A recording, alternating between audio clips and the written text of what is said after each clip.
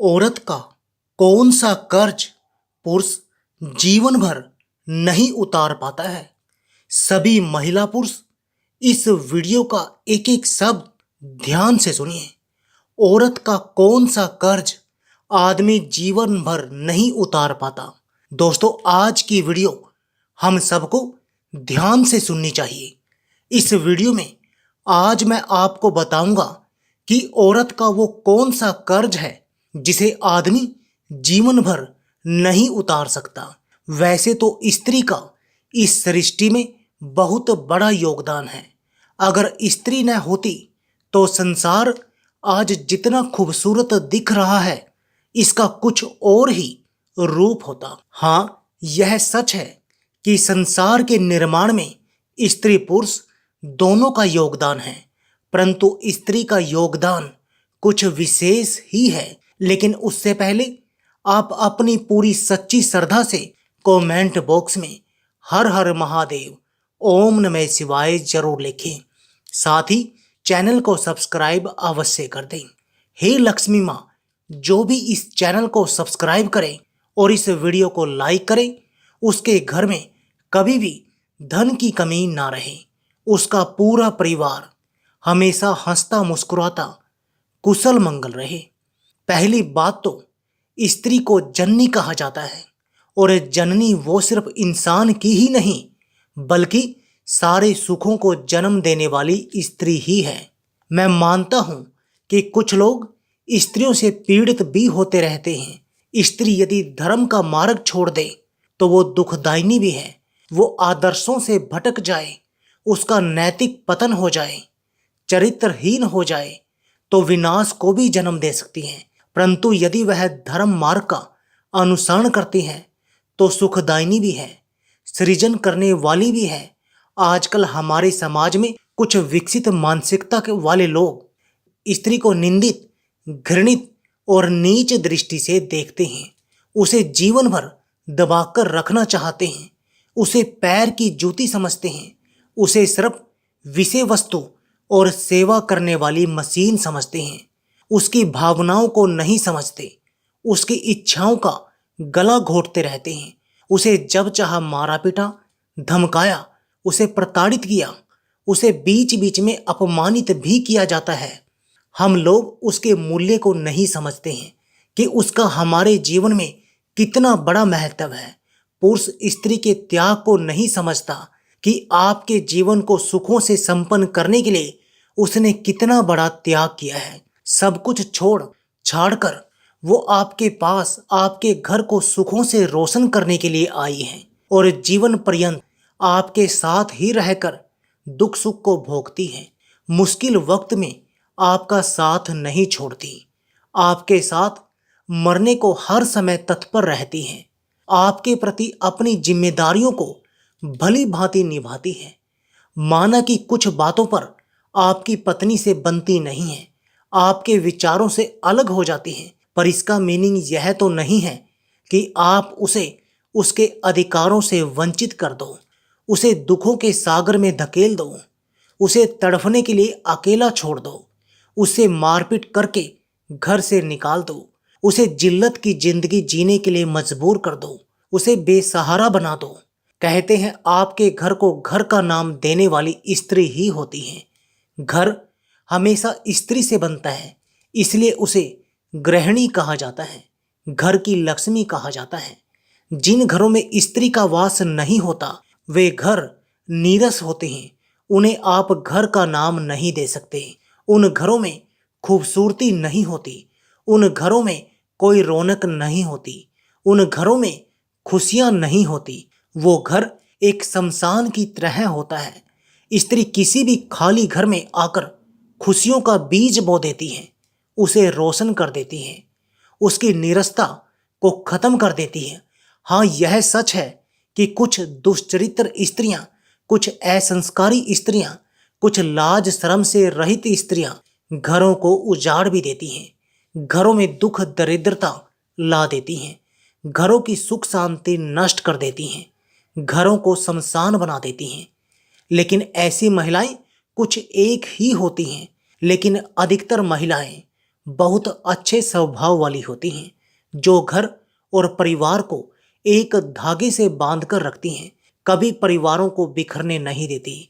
पति और उसके माता पिता को भरपूर सम्मान देती हैं, जीवन में नई नई खुशियों को जन्म देती हैं, पति के परिवार की प्रतिष्ठा को बनाकर रखती हैं।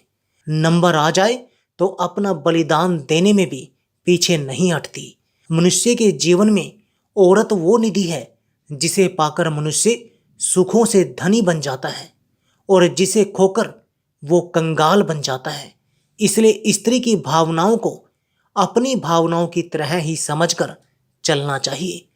उसके सम्मान को, उसकी प्रतिष्ठा को तवज्जो देनी चाहिए।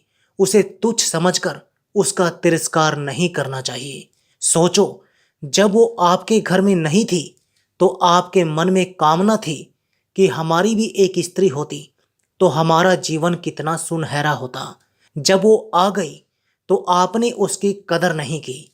ये कैसी विडंबना है कि स्त्री के ना होने पर लोग उसे पाने की इच्छा करते हैं और उसके आने पर उसका अपमान करते हैं। स्त्री के त्याग और बलिदान और उसके सहनशीलता पर दृष्टि डालें तो उसका ऋण पुरुष मरते दम तक नहीं चुका सकता। सोचो, आपके घर में आने के लिए उसने क्या क्या त्याग किया है। आपके घर में आकर उसने क्या क्या सहन किया है। जिसके घर में वो पली बड़ी है उसके घर को छोड़ा। जिन बहन भाइयों में वो खेली कूदी उनसे किस तरह मोह छोड़कर आपके घर आई। जिन माता पिता ने उसे जीवन दिया, अपने कलेजे का टुकड़ा माना, उन्हें किस तरह छोड़कर आई। इतना सारा कुछ उसने आपकी खुशी के लिए एक झटके में छोड़ दिया। सब कुछ पराया कर दिया। किसके लिए? आपके लिए, ताकि आपके घर को रोशन कर सकें, आपके घर में खुशियां भर सकें, आपके दुख में सहायक बन सके, आपके वंश की बेल बढ़ा सके। पर हम लोग उसके इस त्याग को नहीं समझते हैं। क्यों?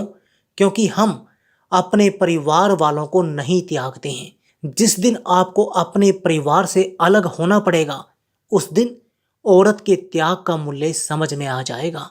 एक स्त्री जब आपके वंश को चलाने के लिए संतान को जन्म देती है, तब कितनी तकलीफ उठाती है, कितने कष्टों से गुजरती है। दिन रात उस भार को पेट में रखकर घूमती है जो आपके वंश का वंशधर होता है। उसे ये भी पता नहीं होता कि इस बालक के जन्म के समय मैं बचूंगी या फिर मर जाऊंगी। उस समय वो असहनीय पीड़ा से गुजरती है। अगर वो सकुशल बच्चे को जन्म भी दे दे तो उसका नया जन्म हो जाता है। उसके बाद आपकी संतान को वो माँ बनकर छाती से लगाकर पालती है, अपने रक्त का दूध बनाकर उसका पोषण करती है, उसके लालन पालन में अनेक कष्टों को सहकर आपके वंश की बेल को सुरक्षित रखती है। घर की, परिवार की जिम्मेदारियों को निभाते हुए वो आपका और आपकी संतान की देखभाल करती है, ये जानते हुए भी कि क्या पता उसकी संतान जवान होकर कहीं उसे छोड़ ना जाए, उसे अकेला रहने के लिए मजबूर ना कर दे, बुढ़ापे में उसकी दुर्गति ना हो जाए। जीवन का सबसे कठिन पड़ाव बुढ़ापा ही होता है। यदि उस अवस्था में पति का या संतान का सहारा ना मिले तो उससे ज्यादा अभागा इस दुनिया में कोई नहीं है। बहुत सी निकम्मी संतानें माँ बाप के उस त्याग और कष्टों को भूल जाती हैं जो उन्होंने संतान को पालने पोसने में उठाई थी।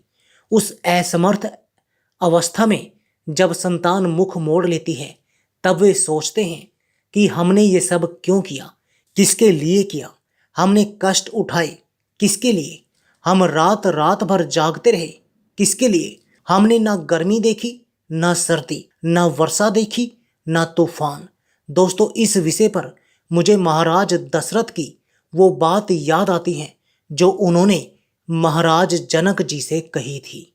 एक बार जब श्री रामचंद्र जी ने मिथिला में धनुष तोड़ा था, महाराज जनक के प्रण को पूरा किया था, तब महाराज दशरथ को जनक महाराज की ओर से संदेश भेजा गया था कि आपके ज्येष्ठ पुत्र श्री राम ने हमारे प्रण को धनुष तोड़कर पूरा किया है। शर्त के अनुसार श्री राम का सीता के साथ विवाह होगा। अब आप बारात लेकर मिथिला पधारिए। महाराज दशरथ बारात लेकर मिथिला गए और बड़ी धूमधाम से अपने चारों पुत्रों का मिथिला में ही विवाह किया। विवाह के बाद जब विदाई का समय आया तो राजा जनक महाराज दशरथ को विदाई देने के लिए आए। उस समय महाराज दशरथ ने मिथिला के महाराज जनक के पैर छू लिए थे। दशरथ का यह आचरण देखकर जनक ने कहा, राजन, ये आपने क्या किया? आपने मेरे पैर छूकर मुझे पाप का भागी बना दिया है। पैर तो आपके मुझे छूने चाहिए, क्योंकि आप वरों के पिता हैं, मैं कन्याओं का पिता हूँ। वर पक्ष के लोग बेटी पक्ष वालों से श्रेष्ठ होते हैं। तब राजा दशरथ ने जनक जी की इस बात का जवाब इस ढंग में दिया कि वहां उपस्थित सभी लोगों के हृदय में महाराज दशरथ के लिए सम्मान और अधिक बढ़ गया। दशरथ ने कहा, महाराज, मैं श्रेष्ठ कैसे हो सकता हूँ? मैं तो याचक हूँ। आपसे अपने घर के लिए बहुएं जो लक्ष्मी रूप हैं उन्हें मांगने आया हूँ। आपकी बेटियां आपके घर की लक्ष्मी हैं, जिन्हें आज मैं मांग लिए जा रहा हूँ। अब ये लक्ष्मियां मेरे घर की शोभा बढ़ाएंगी, मेरे घर को खुशियों से रोशन करेंगी, मेरे वंश का विस्तार करेंगी। मेरे लिए तो यह अमूल्य निधि है। आप दाता हो महाराज, आपने अपनी बेटियां मुझे दी हैं, और मांगने वाले से देने वाला बहुत बड़ा होता है। आपने अपने घर की लक्ष्मियों को मेरे घर की लक्ष्मी बना दिया। इससे पहले तो मैं कंगाल था, आपने मुझे धनवान बना दिया। ये ऋण मैं आपका कभी नहीं उतार पाऊंगा। आप लक्ष्मियों के पिता हैं और मैं उन्हें मांगने वाला एक भिखारी। बेटी रूपी धन देकर आपने मेरे घर को खुशियों से संपन्न कर दिया। मनुष्य के जीवन में सबसे बड़ी खुशी के 3 दिन आते हैं। पहला दिन वो जब उसका विवाह होता है, दूसरा दिन वो जब घर में संतान का जन्म होता है, तीसरा खुशी का दिन वो जब बेटी का विवाह होता है। पर दोस्तों, विचार करना, तुम्हारे जीवन में खुशी तभी आती है जब कोई बेटी वाला अपनी बेटी आपको सौंपता है। आपको खुशी बेटी के रूप में किसी और ने दी है, जिसके आने से आपका वंश परंपरा चलती है, पुत्र पौत्र आदि का सुख प्राप्त होता है। दोस्तों, बेटियां यश और कीर्ति को बढ़ाने वाली होती हैं। यह बात लोग कभी नहीं सोचते। आज के समय में बेटों के पिता की नाक ऊंची रहती है और वे बेटियों के पिता से सीधे मुंह बात तक नहीं करते। वे ये भूल जाते हैं कि उसने बेटी देकर आप पर बहुत बड़ा उपकार किया है। तुम्हारे घर में बेटी भेजकर तुम्हारे कुल को सुख और समृद्धि से भर दिया है। महाराज दशरथ के विचार सुनकर जनक जी भावुक हो गए। उनकी आंखों में आंसुओं की प्रबल धारा बहने लगी।